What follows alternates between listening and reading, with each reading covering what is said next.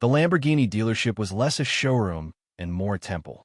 It was a monument to speed, wealth, and brutalist Italian design, carved into the most expensive block of the city. The floors were polished obsidian, reflecting the angular beasts that rested upon them like sleeping predators.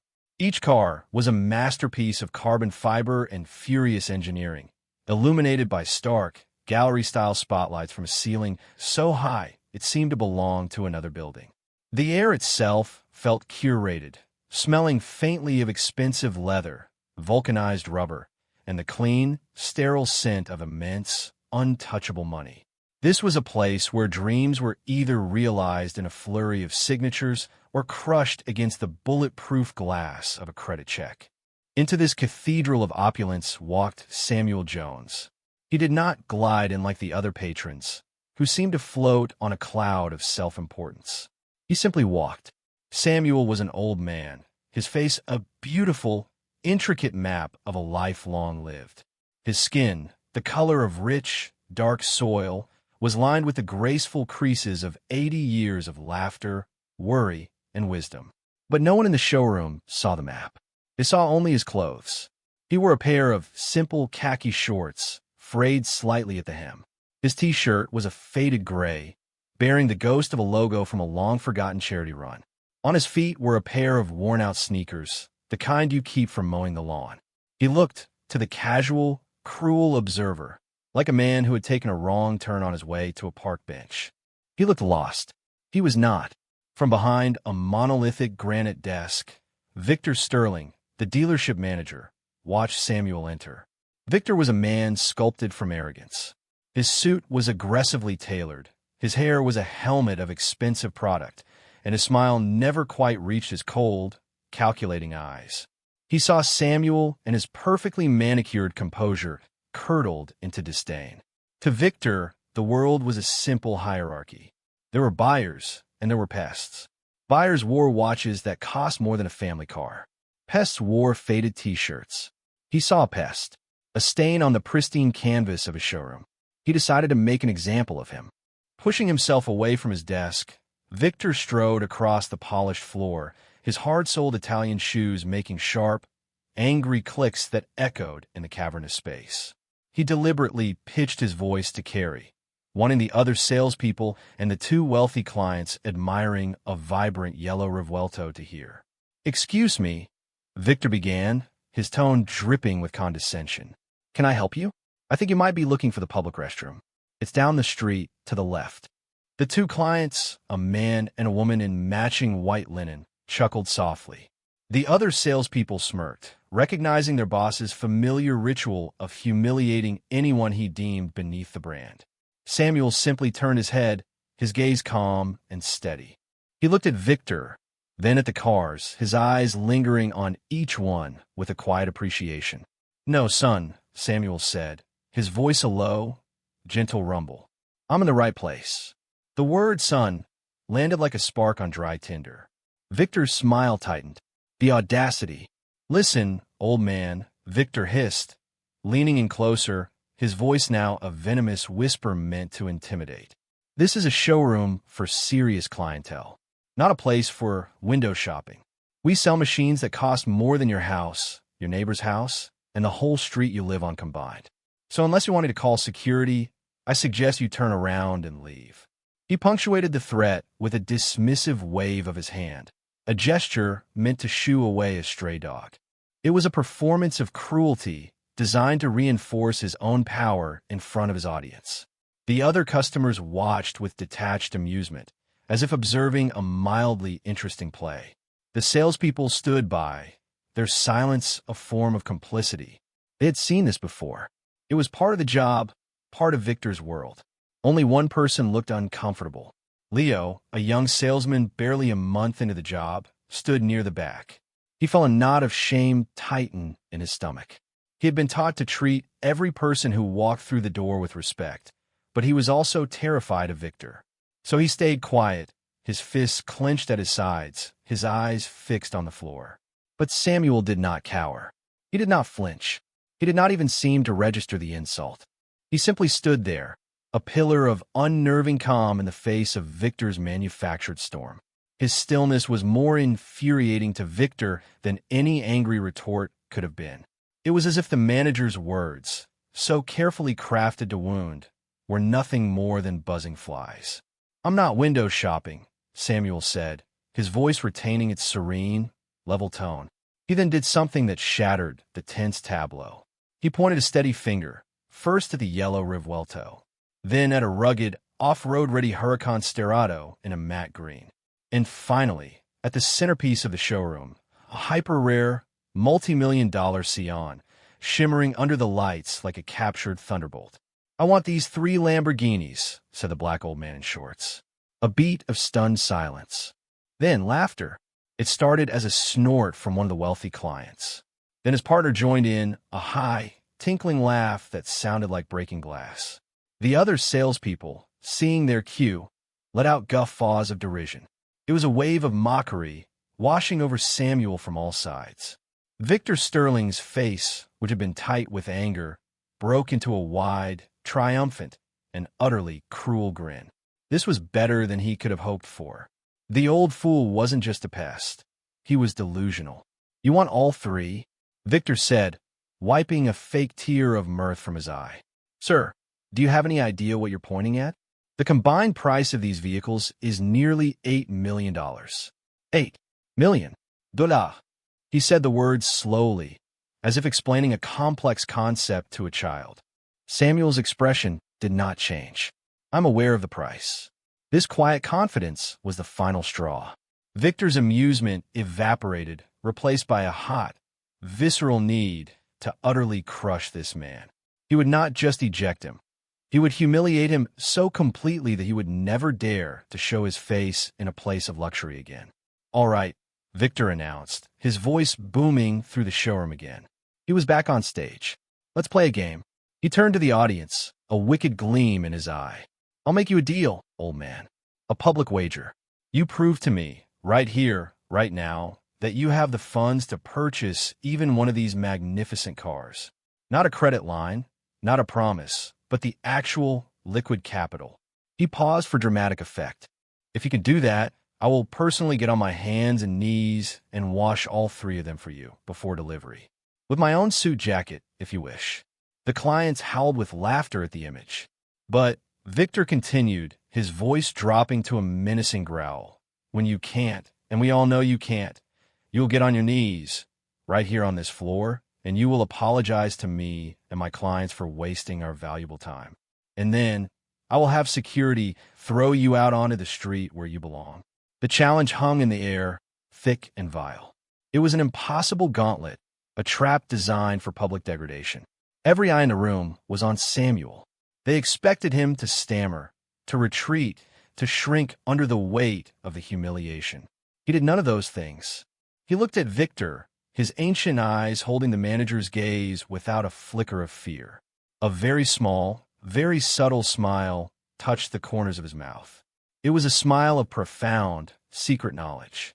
Then, in the ringing silence, he spoke 2 words that changed everything. "I accept." A collective gasp went through the room. Victor stared, momentarily speechless. He had expected begging, not agreement. But Samuel was not finished. "I have a condition of my own," he added, his voice as calm as a deep river. "It's a simple one." He held Victor's gaze. "When I buy these 3 cars, you will be fired." The laughter died instantly. The smirks vanished from the faces of the salespeople. The air crackled with a new, shocking tension. This was no longer a game. This was a duel. Victor felt a flicker of something unfamiliar, a tiny, cold seed of doubt. But his arrogance quickly smothered it. The old man was bluffing. He had to be. "Fine," Victor sneered, his confidence returning. "If you can afford these cars, I'll gladly hand in my resignation. Now, show us the money. The whole room is waiting." Samuel did not reach for a wallet. He did not pull out a black card. He simply reached into the pocket of his khaki shorts and pulled out an old, slightly scuffed smartphone. As his thumb tapped on the glass screen, the world of the showroom seemed to fade away, replaced by the landscape of his memory. He was not always Samuel Jones, the anonymous old man in the park. Decades ago, he had been known by another name in other, more powerful rooms. They called him Samuel the Alchemist Jones. He remembered the early days, long before the billions. He remembered working out of a dusty garage, the air thick with the smell of solder and ozone. He had been a young engineer then, a graduate from Howard with a mind that saw the world not as it was, but as a series of interconnected circuits waiting to be optimized. His wife, Eleanor, would bring him coffee and sandwiches, her belief in him a constant, unwavering light in the face of skepticism and rejection. He remembered the breakthrough, a new method for fabricating silicon wafers, a design so revolutionary it quadrupled processing power overnight. The big companies had laughed at him then, too. A young black man from North Carolina claiming he could out-engineer the giants of Silicon Valley? It was absurd, so he did it himself. He and Eleanor had pawned her wedding ring, the one he had saved for a year to buy, to fund the first prototype. That sacrifice had haunted him and fueled him for the rest of his life. The company he founded, Apex Micro, started with 3 employees in that garage. Within a decade, it was a global behemoth. The alchemist, they called him because he had turned silicon into gold. He had built an empire not on speculation or hostile takeovers, but on pure, undeniable innovation. He outthought, outworked, and outmaneuvered everyone. He remembered boardrooms filled with men like Victor Sterling, slick, privileged men who underestimated him until the moment he dismantled their companies and absorbed their assets. He had learned early that their arrogance was not a sign of strength, but a fatal weakness. It made them predictable. It made them blind. Then, 10 years ago, the light of his life had gone out. Eleanor passed away after a long illness. In the silent, hollow months that followed, the empire he had built felt like a cage of gold and glass. The billions in the bank, the accolades, the power, it all meant nothing without her to share it with. So he had walked away. He sold Apex Micro in a deal that made headlines for a week, and then, as he had intended, he vanished. He set up trusts, foundations, and a small, fiercely loyal family office to manage his wealth, with one simple instruction: leave him alone unless he called. He had spent the last decade in blissful anonymity. He bought a simple house in a quiet neighborhood. He wore shorts and t-shirts because they were comfortable, not because he had to. He found joy in gardening, in long walks, in talking to his neighbors about the weather, none of whom had any idea that the man trimming his roses could buy their entire city block with a single phone call. His current status was not a tragedy. It was a choice. It was his freedom. But he had made a promise to Eleanor on her deathbed. She had loved their 3 grandchildren fiercely and had always dreamed of seeing them succeed. When they graduate, Sam, she had whispered, her voice frail, buy them something ridiculous, something to remind them that life should be fun, that all your hard work was for them. His oldest grandson had just finished his PhD in astrophysics, his granddaughter her law degree, and the youngest his medical residency. It was time to keep his promise. The cars were not for him. They were for them. A ridiculous, extravagant, beautiful gift in memory of the woman who had pawned her wedding ring, so he could chase an impossible dream. His thumb found a contact he was looking for. He pressed the call button. Back in the showroom, the silence was absolute. Everyone watched the old man and his phone. Victor stood with his arms crossed, a smug, expectant look on his face, ready for the bluff to fail. The call connected. Samuel did not lift the phone to his ear. He calmly tapped the speakerphone icon. A woman's voice, crisp, professional, and imbued with an authority that could command armies, filled the showroom. Isabella. There was no hello, no preamble, just a single word of acknowledgement. Victor's smirk faltered slightly. The voice sounded familiar. Samuel, Samuel replied, his tone conversational, as if he were asking someone to pass the salt at a dinner table. A slight change of plans for the afternoon. I need you to arrange a transfer. Of course, Mr. Jones, the voice said. To which account? The Mr. Jones was deferential, respectful. It was the tone an employee uses for the chairman of the board. Victor felt the first real stab of panic. His mind raced. Isabella? Jones? He had heard that name, Isabella Rossi, mentioned in hushed, reverent tones by his own bank's regional vice president. She was the CEO of the private wealth division at Sterling Cross Bank, a legendary figure who managed the fortunes of oligarchs and tech titans.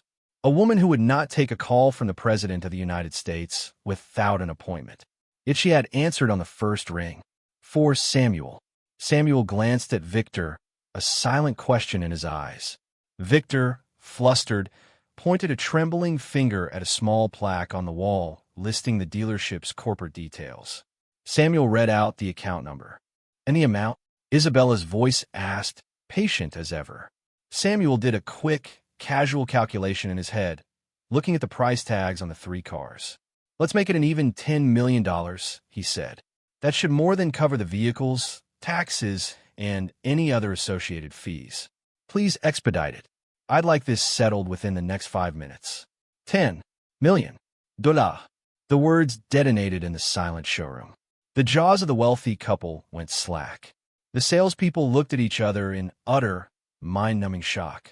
$10 million, transferred with the same casualness one might use to order a pizza. Consider it done, Mr. Jones, Isabella said. The confirmation will be on your terminal within 3 minutes. Will there be anything else? No, Isabella, that's all. Thank you, Samuel said. It is my pleasure, Mr. Jones. Always.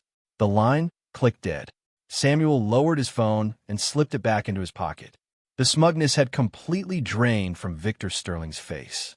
It was replaced by a ghastly, pale mask of confusion, which was rapidly shifting into denial, and then into the stark, abject terror of a man who has just realized he has walked off a cliff and has been running on thin air for the last 10 minutes. His heart hammered against his ribs. His tailored suit suddenly felt like a straitjacket drenched in a cold sweat. Samuel Jones. The Samuel Jones? The name echoed in the terrified chambers of his memory, dredged up from old articles in Fortune and Forbes he'd skimmed years ago.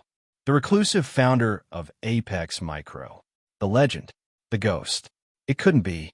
But the voice of Isabella Rossi, the $10 million, the terrifying, absolute calm of the man standing before him. It was true. He knew it was over.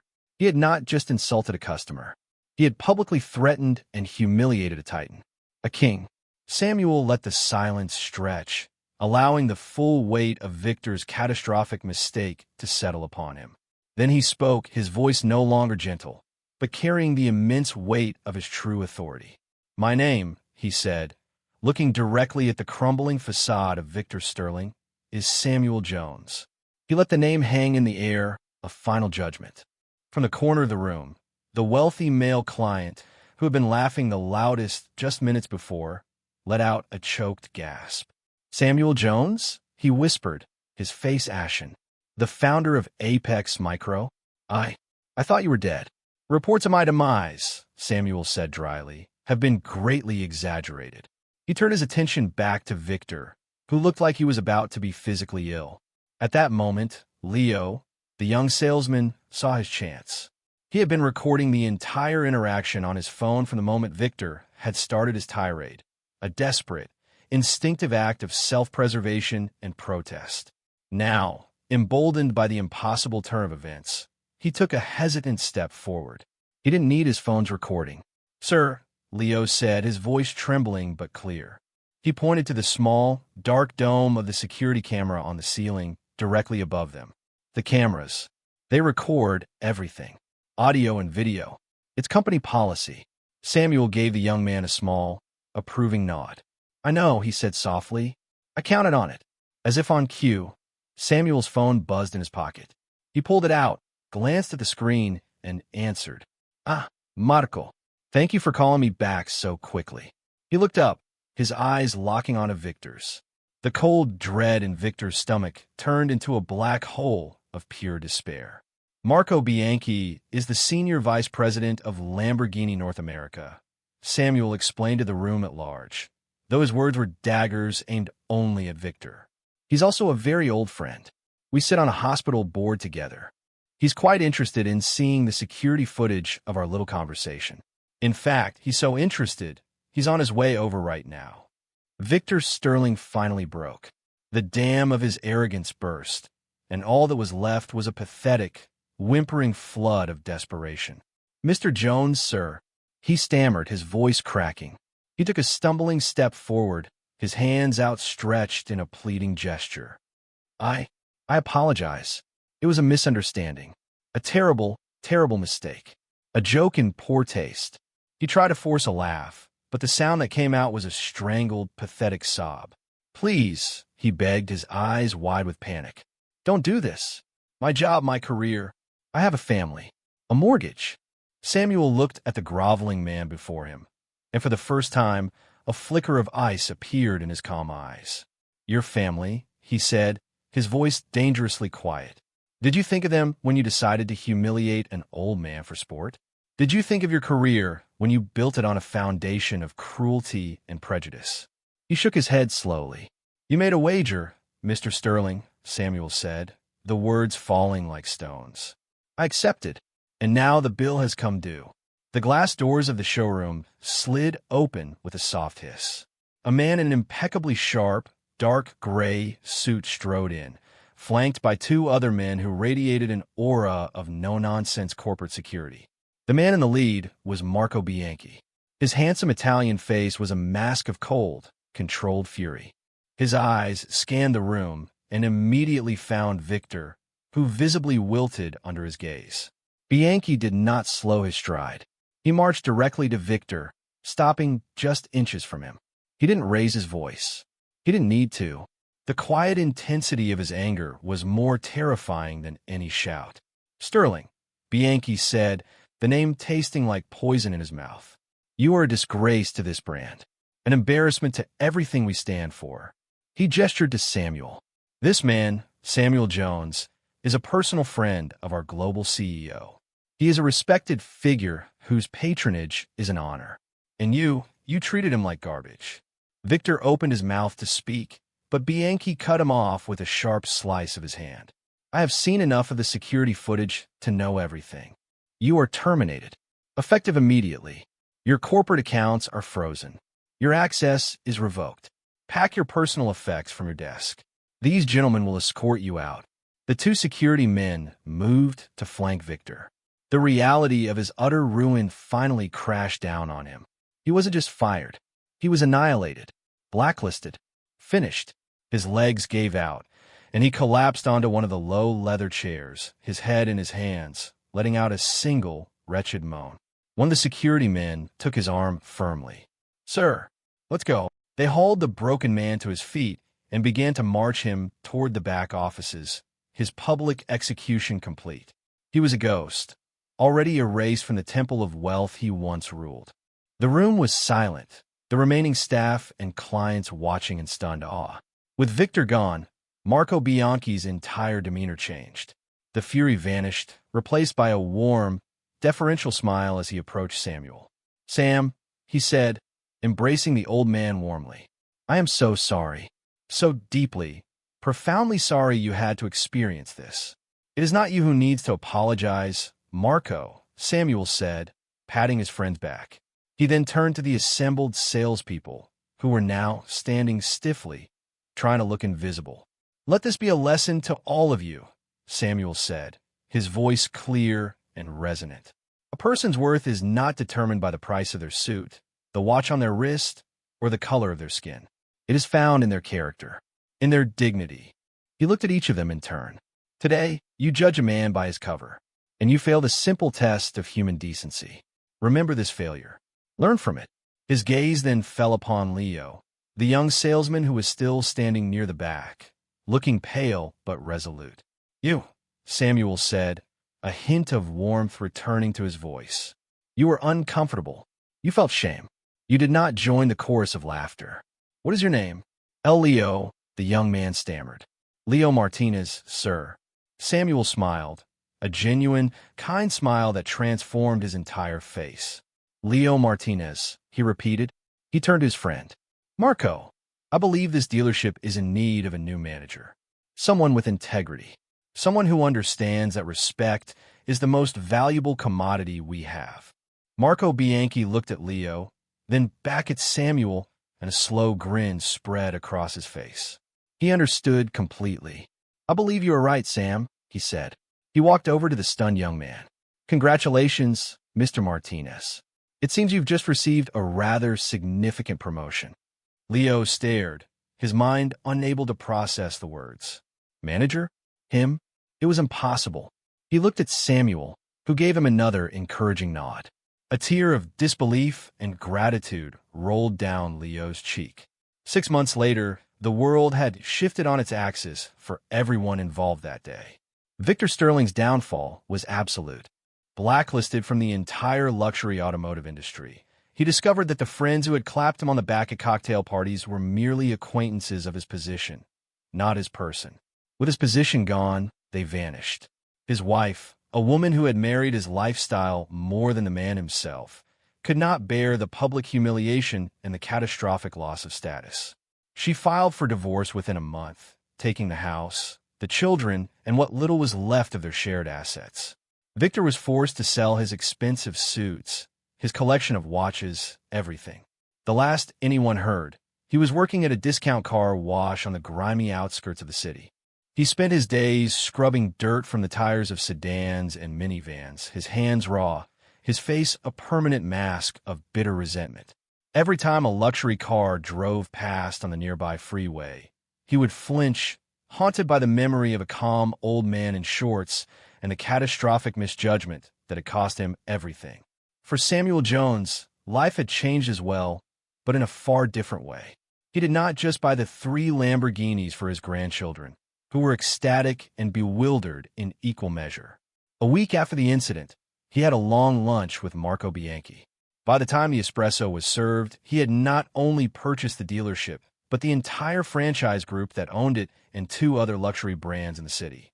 He kept Leo Martinez on as the general manager of the flagship Lamborghini store, giving him full autonomy and a budget that made his head spin. But Samuel's true project was something else entirely. He used the profits from his new automotive group to establish the Eleanor Jones Foundation for Merit. It was a program born from the ugly encounter in the showroom, a direct response to the prejudice he had faced. The foundation provided full scholarships and seed funding for underprivileged but brilliant young men and women who wanted to enter the worlds of business, engineering, and design. The only criteria for entry were talent, ambition, and character. The program actively sought out those who, like a younger version of himself, might be overlooked or dismissed because of their background, their appearance, or the color of their skin. Under Leo's enthusiastic management, the dealerships became a core part of the program, offering paid internships and mentorships. It became a place where young people were judged only on their passion and their willingness to learn. The story of what happened that day in the showroom inevitably leaked. It became a viral sensation, a modern-day fable passed around on social media and written about in business journals. The image of the quiet old man in shorts bringing a corporate tyrant to his knees resonated deeply with millions. It was a story of karmic justice, so pure and satisfying that it felt like fiction. The Eleanor Jones Foundation became a national model for corporate responsibility. Other companies, eager to replicate its success and positive press, started their own merit-based initiatives. Samuel's one act of quiet defiance had started a ripple effect, inspiring a small but meaningful shift in corporate culture, pushing it slightly away from reflexive prejudice and towards genuine opportunity. Samuel himself remained largely out of the spotlight. He still lived in his simple house. He still wore his comfortable shorts and faded t-shirts. He still tended his garden. But now, when he took his long walks, he would sometimes stop by the dealership. He would stand quietly at the back, watching Leo mentor a group of bright-eyed interns, a mix of faces from every walk of life, all buzzing with excitement and possibility. He would see the respect they were given. He would see the opportunity they had. And he would smile, knowing Eleanor would be proud. The story of Samuel Jones and Victor Sterling serves as a powerful, enduring lesson. It teaches us that a person's true measure is not found in the superficial markers of wealth or status that our society so often worships. It is not in the clothes they wear, the car they drive, or the title on their business card. True wealth, the only kind that matters, is held within. It is the wealth of integrity, the quiet confidence of self-worth, and the simple, profound power of a good character. Arrogance built on a foundation of prejudice is nothing but a house of cards. It may look impressive, it may seem powerful, but it is destined to collapse at the first soft breath of truth. For in the end, dignity is a shield that no insult can pierce, and character is the only currency that never, ever loses its value.